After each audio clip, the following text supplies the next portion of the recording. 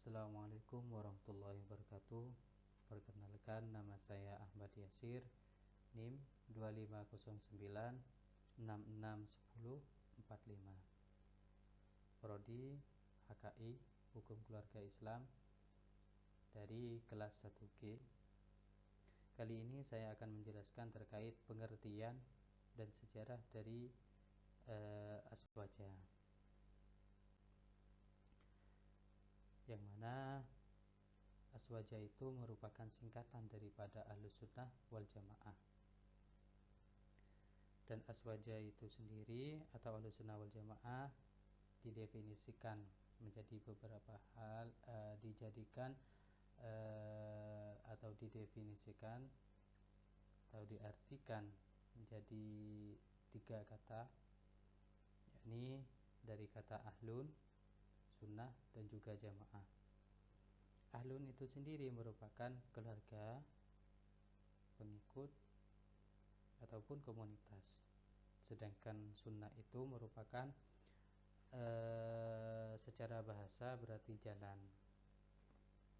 Akan tetapi secara istilah itu sebagaimana yang didefinisikan oleh Imam Ibnu Hajar al-Asqalani yang disampaikan dalam kitabnya, yaitu kitab Fathul Bari. Beliau menjelaskan bahwasanya sunnah itu merupakan segala sesuatu yang bersumber dari Nabi Muhammad SAW, dan juga baik itu dari segi perkataan, perbuatan, persetujuan, ataupun sifat fisik maupun akhlak beliau. Dan yang ketiga yaitu dari kata jamaah. Jamaah itu menurut Rektor Al-Azhar, mantan Rektor Al-Azhar, dalam Al-Islam Akidah wa Syariah, beliau menegaskan bahwasanya mereka adalah mayoritas orang Islam yang tetap berada di atas jalan yang lurus. Tetap berada di atas jalan yang lurus dan tidak condong ke kiri, yakni beliau mengartikan condong ke kiri itu ekstrim ataupun condong ke kanan, dan juga diartikan oleh beliau dengan liberal. Jadi condong ke kiri itu ekstrim, condong ke kanan itu liberal. Jadi umat Islam tidak condong ke kiri ataupun condong ke kanan. Itu definisi dari jamaah menurut mantan rektor dari Universitas Al-Azhar, SIR. Dan juga ada definisi lain yang disampaikan oleh beberapa ulama, yakni menurut Al-Imam Abu Hasan Al-Asy'ari dan juga Al-Imam Al-Baghdadi,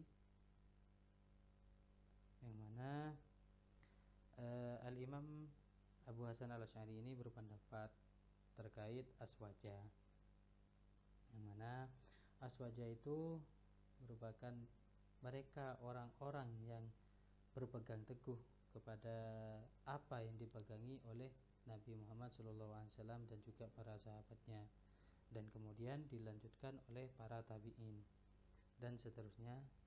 Dalam hal apa? Dalam hal akidah, ibadah, dan juga muamalah.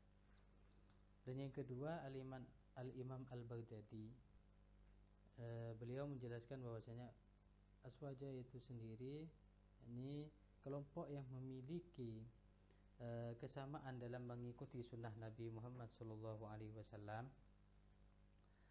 dan juga para sahabat, dan tidak menyimpang dalam masalah usuluddin atau pokok agama.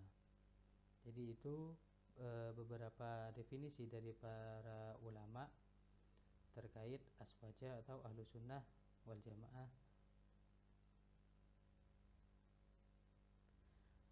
Dan inti ajaran daripada aswaja itu sendiri, yakni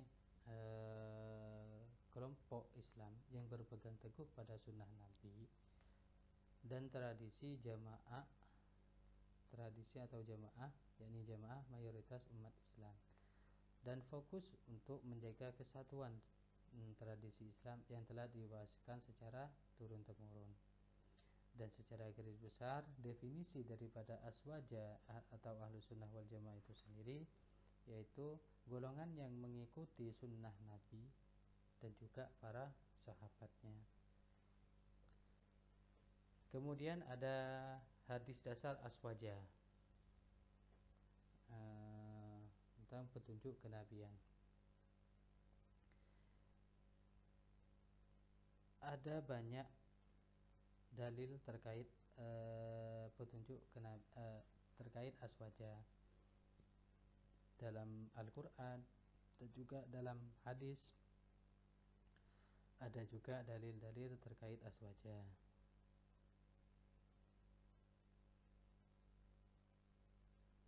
Namun di sini ada hadis Nabi terkait mengikuti sunnah Nabi dan juga para khulafaur rasyidin, yang mana hadis ini diriwayatkan oleh Al-Imam Abu Daud dan juga Al-Imam At-Tirmizi. Mana di sini An Irbad ibn Sariyah qala Rasulullah sallallahu alaihi wasallam alaikum bisunnati wa sunnatil khulafa'ir rasyidin al-mahdiyyin min ba'di tamassaku biha wa 'addu 'alaiha bin nawajid wa iyyakum muhaddatsatil umur fa inna kulla muhaddatsatin bid'atun wa kulla bid'atin dhalalatun. Fa inna kulla muhaddatsatin bid'atun wa kulla bid'atin dhalalatun. Yang mana artinya ikutilah sunnahku dan sunnah khulafaur rasyidin yang mendapat petunjuk setelahku, dan berpegang teguhlah dan gigitlah dengan gigi geraham kalian, dan hati-hatilah dengan perkara baru, yakni dalam agama, karena setiap perkara baru adalah bid'ah dan setiap bid'ah adalah kesesatan.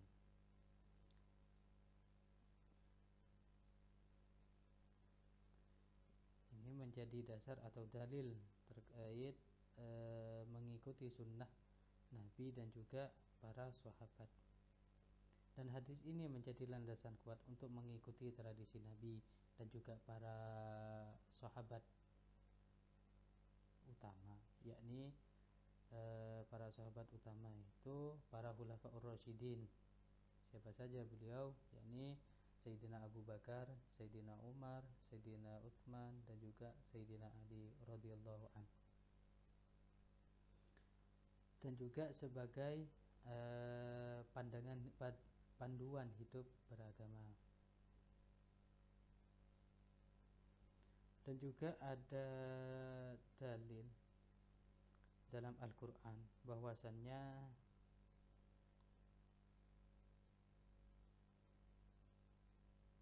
umat Islam itu sendiri akan terpecah menjadi 73 golongan. Akan terpecah menjadi 73 golongan.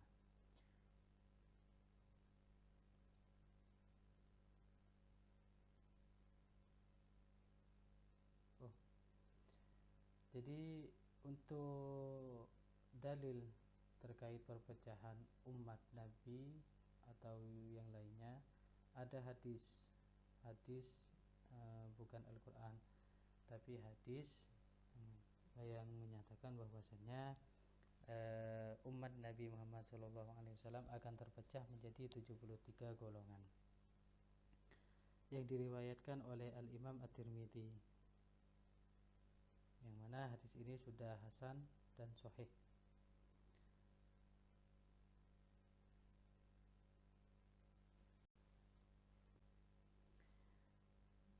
Dan latar belakang sejarah aswaja atau konteks historis dari kelahiran Aswaja, yakni yang pertama ketika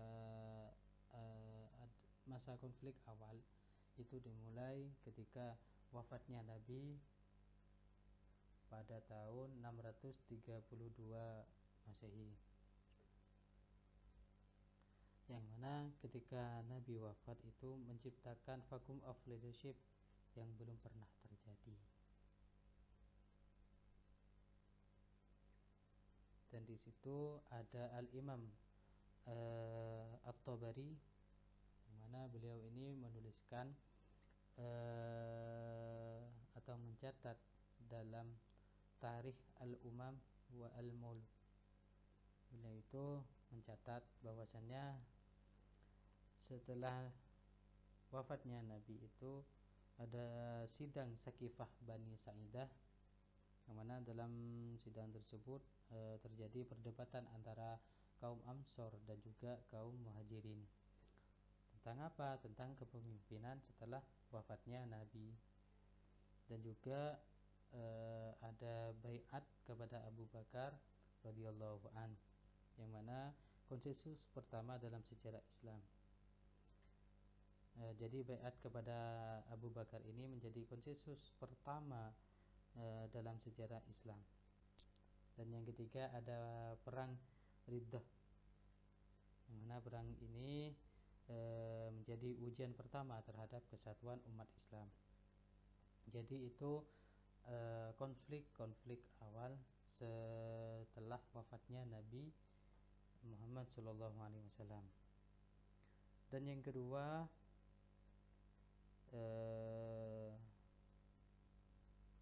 munculnya Aswaja ini ketika muncul kelompok ekstrim. Munculnya kelompok ekstrim ini banyak. Ada kelompok Khawarij, Syiah, Qadariyah dan Jabariyah. Itu merupakan kelompok-kelompok ekstrim. Dan juga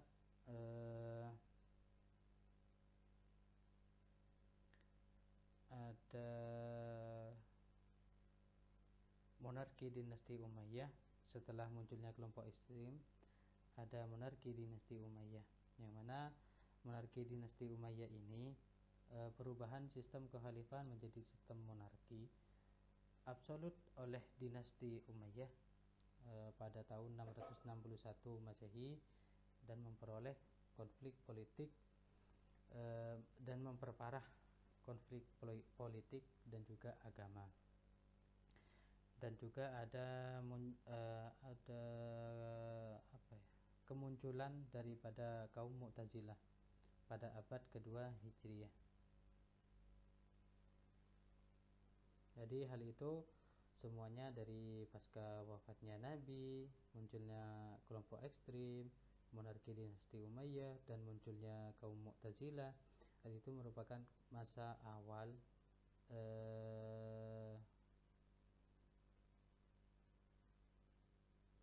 kelahiran atau lahirnya Aswaja.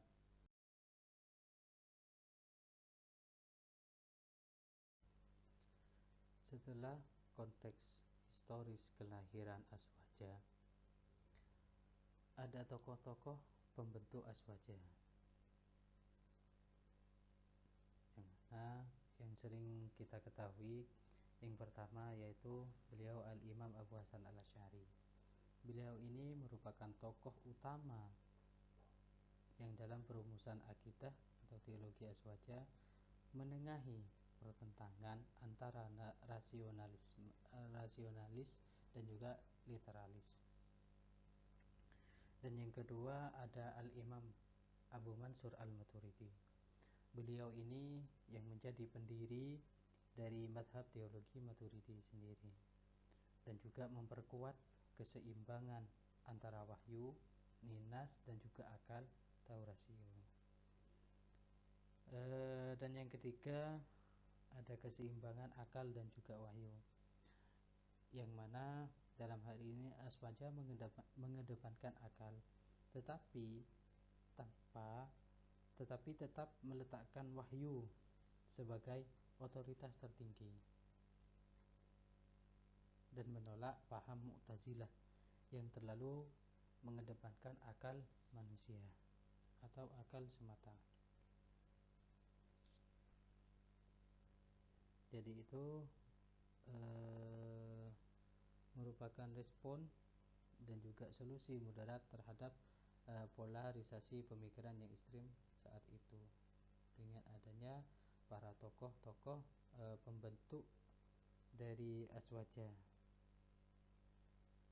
itu Al-Imam Abu Hasan, Al-Imam Abu Mansur Al-Maturidi.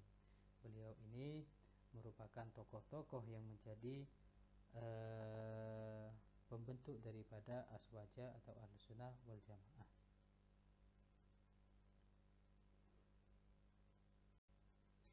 Dan selanjutnya terkait pilar intelektual Aswaja. Pilar intelektual Aswaja itu didukung oleh para ulama besar yang membentuk fondasi keilmuan Islam hingga saat ini, yakni yang sudah dijelaskan tadi dalam tokoh-tokoh pembentuk Aswaja. Yang pertama ada Imam Al-Asy'ari dan juga Imam Al-Maturidi. Jadi beliau berdua ini selain menjadi tokoh-tokoh pembentuk Aswaja, beliau ini merupakan fondasi akidah teologi yang moderat dan juga diterima oleh mayoritas dari umat Islam. Dan juga ada Al-Imam Al-Ghazali. Al-Imam Al-Ghazali ini mengintegrasikan ilmu tasawuf atau mistisisme ke dalam kerangka syariat Aswaja dan juga meningkatkan akhlak.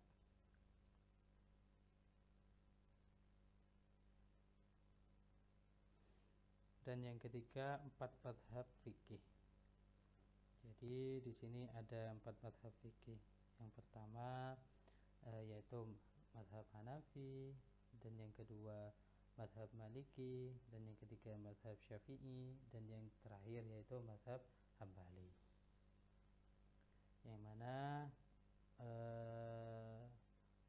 4 madhab ini menjadi pedoman utama dalam hukum Islam atau syariat praktis.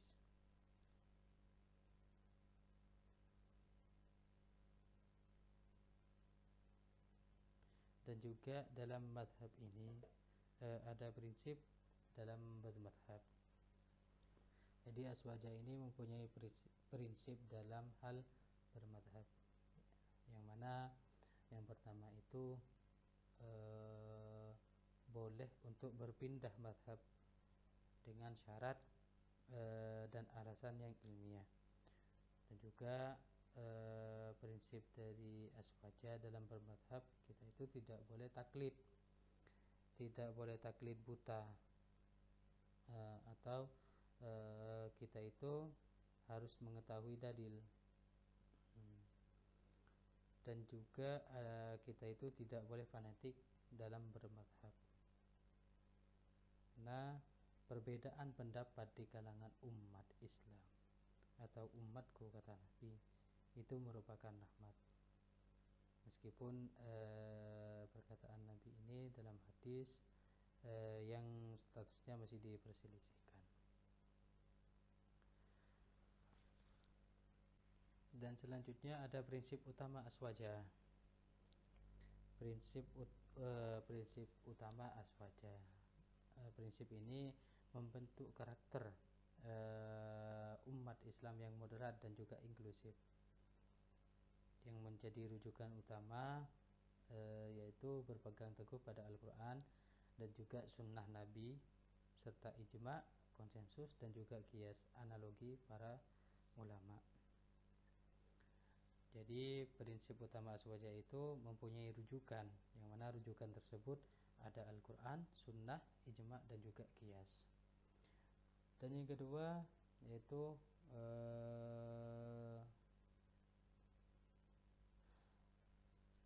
tolak ekstremisme, yang mana menolak segala bentuk ekstremisme dan perpecahan atau firqah, dan juga menjaga kesatuan umat atau jamaah. Jadi prinsip ini kalau kita pegang teguh dengan menolak ekstremisme, maka kita itu bisa menjaga kesatuan atau keutuhan daripada umat, khususnya umat Islam ini, dan menjauhkan kita dari perpecahan atau firqah. Dan juga prinsip selanjutnya yaitu tawasud atau mengutamakan sikap toleransi. Jadi aswaja itu mengutamakan sikap moderasi atau tawasud. Untuk apa? Untuk tetap menyatukan umat Islam dan tidak menimbulkan perpecahan. Karena dengan kita mengutamakan sikap toleransi, moderasi, dan juga keseimbangan atau tawazun dalam pemikiran dan praktek agama, maka akan sulit terjadi perpecahan di antara sesama umat manusia ataupun secara khusus dalam umat Islam.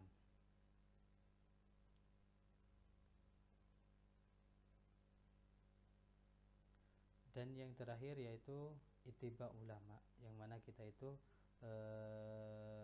harus mengikuti pedoman atau ijtihad dari para ulama, dan juga hasil dari ijtihad itu atau ulama yang berijtihad harus merupakan ulama yang berkompeten untuk menghindari kesesatan.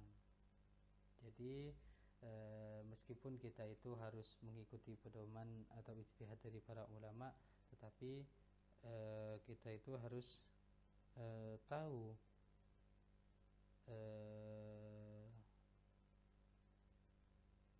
ulama itu merupakan ulama yang sudah kompeten atau tidak, karena hal itu bisa menjadi sesuatu cara untuk menghindari kesesatan. Jadi kita itu tidak tergesa-gesa ataupun tidak salah langkah meskipun hal itu merupakan hasil ijtihad dari para ulama. Karena para ulama yang senyatanya zuhud atau hanya berpegang teguh kepada Al-Quran dan juga hadis, maka hasil ijtihad itu yang harus kita ikuti. Kalau misal tidak berpegang teguh pada Al-Quran, As-Sunnah ataupun yang lain, maka bisa jadi hal itu akan menimbulkan kesesatan, dan kita harus menghindari hal tersebut, dan kita harus mengikuti ulama yang tetap berpegang teguh kepada Al-Quran dan juga Sunnah. Dan berijtihad dengan menggunakan ijma' dan juga qiyas.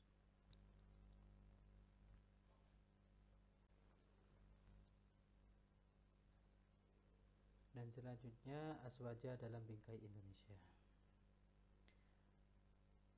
Aswaja dalam bingkai Indonesia ini ada NU yang sering kita dengar.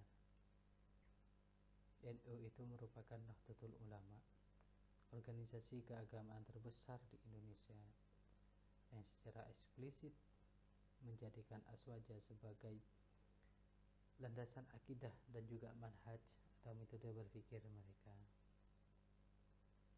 NU berperan sebagai penjaga dan pengembang aswaja yang selaras dengan budaya Nusantara.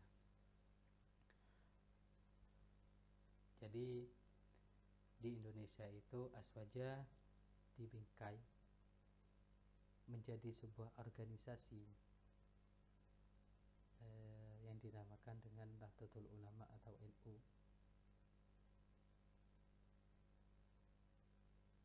Untuk apa? Untuk menjaga pengembangan aswaja yang sekiranya itu tetap selaras dengan budaya Nusantara.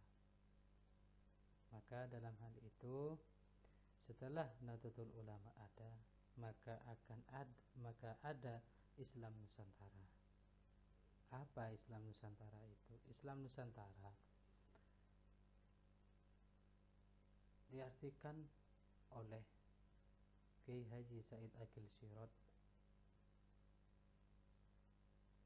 sebagai Islam yang dipraktikkan dan dipahami oleh Muslim Indonesia dengan berpegang pada Ahlussunnah wal Jamaah dan juga diwarnai dengan budaya lokal. Dan hal itu meskipun diwarnai dengan budaya lokal, sekiranya tidak menyimpang daripada syariat agama Islam. Jadi Islam Nusantara. Jadi itulah Islam Nusantara. Jadi segala sesuatu Islam yang dipraktikkan dan dipahami oleh Muslim Indonesia dengan berpegang pada Ahlussunnah wal Jamaah yang diwarnai oleh budaya lokal, selama hal itu tidak bertentangan dengan syariat. Itu Islam Nusantara menurut Kiai Haji Said Akil Sirot.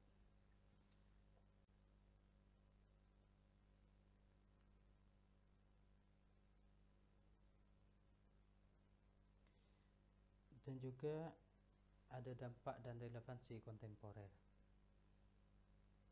Ini di sini ada apa ya? Jalan damai. Yang mana di sini ada benteng anti radikal. Bahwasanya Aswaja menjadi pagar ideologi umat Islam dari paham-paham radikal ekstrim dan takfiri yang mengancam persatuan.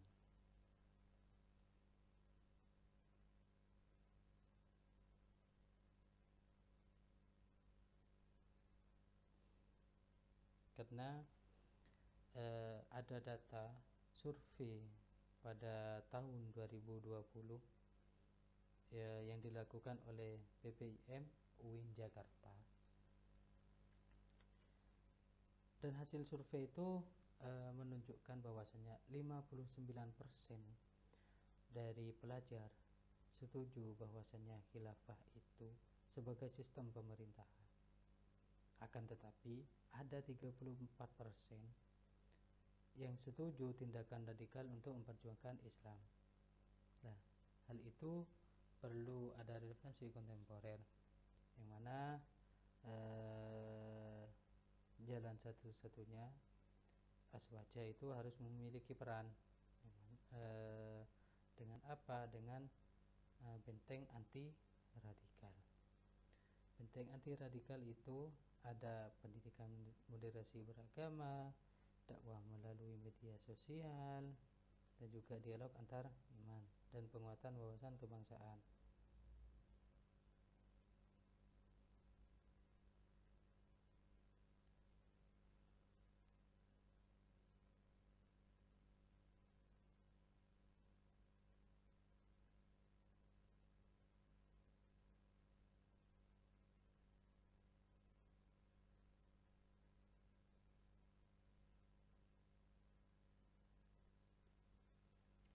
Dan juga kita harus mendorong dialog. Mendorong dialog itu dengan apa? Dengan prinsip toleransi, moderasi antar umat beragama, serta menjaga kerukunan sosial dan juga kebangsaan. Membentuk akhlak mulia dengan membentuk karakter umat yang stabil dan tidak mudah terprovokasi, dan selalu menjunjung tinggi akhlak mulia dan juga interaksi. Yang terakhir, Aswaja merupakan warisan untuk masa depan. Jadi Aswaja itu merupakan metodologi yang berlandaskan Al-Quran, As-Sunnah, dan juga Ijma'. Dan juga Aswaja itu mempraktekkan kehidupan yang moderat, seimbang, dan juga toleran. Dan aswaja merupakan jalan keselamatan di dunia dan juga di akhirat. Karena aswaja itu merupakan jalan tengah yang secara konsisten menjaga sunnah dan kesatuan umat. Dan melalui warisan tokoh-tokoh dan juga prinsip moderatnya, aswaja tetap menjadi pedoman hidup yang relevan di era modern ini. Dan marilah kita semua berpegang teguh pada nilai-nilai aswaja untuk mencapai kedamaian dan juga kemajuan umat Islam. Kata terakhir, berpegang teguhlah pada sunnah Nabi dan para sahabatnya, karena itulah jalan keselamatan. Akhir kata, saya mohon maaf apabila ada tutur kata, cara penyampaian, tingkah laku, dan semacamnya yang kurang berkenan. Saya mohon maaf yang sebesar-besarnya. Akhirul kalam, Assalamualaikum warahmatullahi wabarakatuh.